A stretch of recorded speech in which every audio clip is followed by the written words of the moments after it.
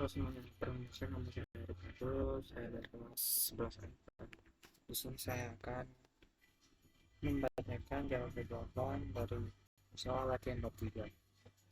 Soal pertama, ketika mendesain struktur tabel siswa untuk basis data sekolah, menilai atribut nama yang paling sesuai adalah jawabannya D. Menyusun huruf abjad dari A sampai Z. Di halaman 105. 2. Pada tabel siswa, tipe data yang tepat atribut alamat, kelurahan, kecamatan, dan kabupaten kota adalah D. Pacar. Halaman 106. Pemilihan tipe data yang paling sesuai untuk atribut jenis kelamin atau JK pada tabel siswa adalah B. Car. Halaman 108. Jika di fasilitas sekolah terdapat tabel guru, atribut yang domainnya dapat diatur menggunakan konsep check-in adalah A. Jenis kelamin. 5. Pada tabel siswa, atribut yang sebaiknya mudah untuk data car adalah A. Yes, halaman 107 sampai 108. Perhatikan konsep berikut. 1. Not null. 2. Unique. 3. Check like. Pada tabel pelanggan terdapat sebuah atribut email. Perusahaan menyadari tidak semua pelanggannya mempunyai alamat email. Berdasarkan pilihan constraint di atas, constraint yang cocok digunakan atribut email tersebut adalah E2 halaman 109. Pada DBMS MySQL sudah dibangun 3 basis data, yaitu basis data toko A, toko B, dan toko C. Jika Anda ingin menambahkan sebuah tabel ke basis data toko A, perintah SQL yang dapat digunakan untuk menggunakan basis data toko A adalah ingin menampilkan, berarti kita memakai A use untuk label toko A. Perhatikan statement SQL berikut. Silinder integer 4 not null check silinder in kurung 1000 5000. Statement SQL akan mengatur B. Nilai dari atribut silinder hanya 1000 dan 5000. Berarti yang maksudnya nilai silinder yang masuk hanya masuk, jadi masuk 1000, 5000, 1000 dan 5000. Pada tabel guru di basis data sekolah, manakah atribut yang dapat diatur untuk menggunakan konsep check back in? A. Gaji.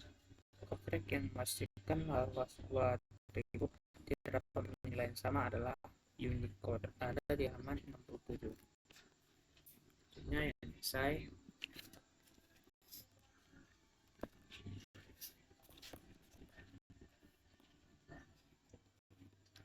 Tuliskan 3 data atribut yang dapat menggunakan tipe data car. Yang pertama ada jenis kelamin atau JK, kedua ada kode pos, yang ketiga ada nama cap. Ada di halaman 109. 2. Kapankah konstruk digunakan? Kita contoh atribut yang dapat menggunakan konstruk tersebut.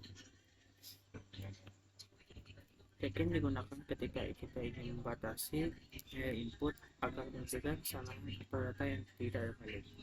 Contoh atributnya adalah nilai check-in buka kurung nilai lebih besar, nilai lebih kecil sama dengan 100, tutup kurung. Kedua, status underscore pembayaran cek buka kurung status underscore pembayaran in buka kurung petik lunas petik koma petik belum lunas petik buka kurung 2 kali. Ketiga, jenis kelamin cek buka kurung jenis underscore kelamin in buka kurung petik L kurung petik L petik koma petik P petik buka kurung 2 kali. Yang ketiga,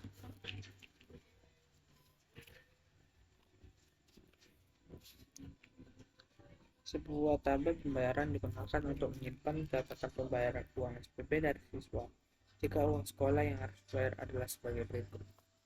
Kelas X 250.000, kelas 11 300.000, dan kelas 12 350. Tuliskan statement yang benar untuk menemukan tipe data dan prosedur yang diperlukan nanti atribut tersebut. Kita buat database terlebih dahulu. Create database, pembayaran SPP, use pembayaran SPP, terus kita membuat tabelnya. Create table, nama tabelnya pembayaran, dari pembayaran, untuk increment, nama siswa, kelas, pembayaran, primary key, ID pembayaran. Kita isi insert info pembayaran SPP, kurung, nama siswa, kelas, pembayaran. Itu yang kita mau isikan. Velus, buka kurung, petik 2, terus petik 2, petik 2 RP10, petik 2, 250, tutup kurung, petik 2 games, petik 2, petik 2 RP11, petik 2, 300.000,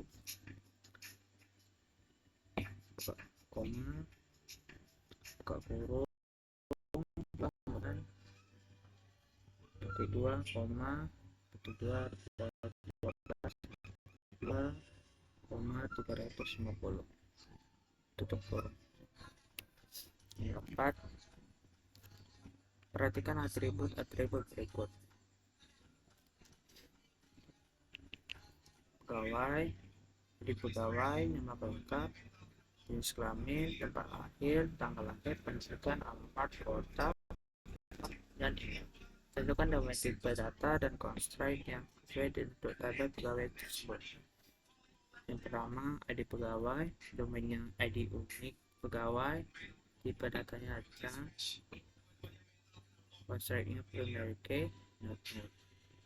Yang kedua, nama lengkap, domainnya nama lengkap, tipe datanya voucher, constraintnya not. Yang ketiga, jenis kelamin, domainnya L atau P, laki-laki atau perempuan, tipe datanya charge, constraintnya check. Tag, buka kurung, jenis kelamin int, kurung, petik L, petik, petik P, petik, tutup kurung 2 kali. Yang ketiga, tempat lahir, domainnya kota, tipe data pacar, constraintnya not.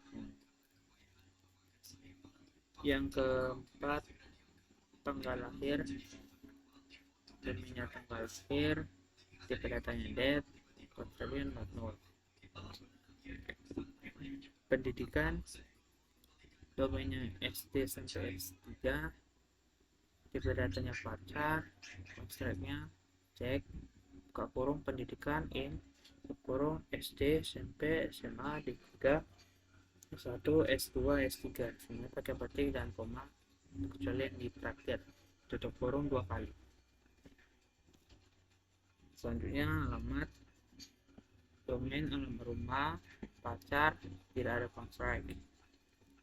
Kota, pacar, tidak ada constraintnya. Juga telepon, nomor telepon, pacar,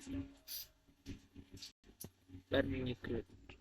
Email, namanya email pegawai, tipe datanya pacar, passwordnya Unicode. Selanjutnya, tuliskan kode DDL untuk membuat struktur tabel pegawai pada soal nomor 4. Mati berhubungan soal 4. Kita buat nama tabelnya, pegawai, ada isinya yaitu ID pegawai, nama lengkap, jenis kelamin, tempat lahir, tanggal lahir, pendidikan, alamat, kota, telepon. Kita isi terlebih dahulu itu di pertamanya ada primary key, not null, terus nama lengkapnya null, jenis kelaminnya cek, kelamin in L atau P, pilihannya tempat lahir pacar, not null, tanggal lahir Z, Not pendidikan pacar, cek pendidikan yang kita pilih adalah SD, SMP, SMA, D3, S1, S2, S3. Alamatnya pacar, kota pacar, pacar, email pacar, email. Oke, sekian video kali ini. Terima kasih.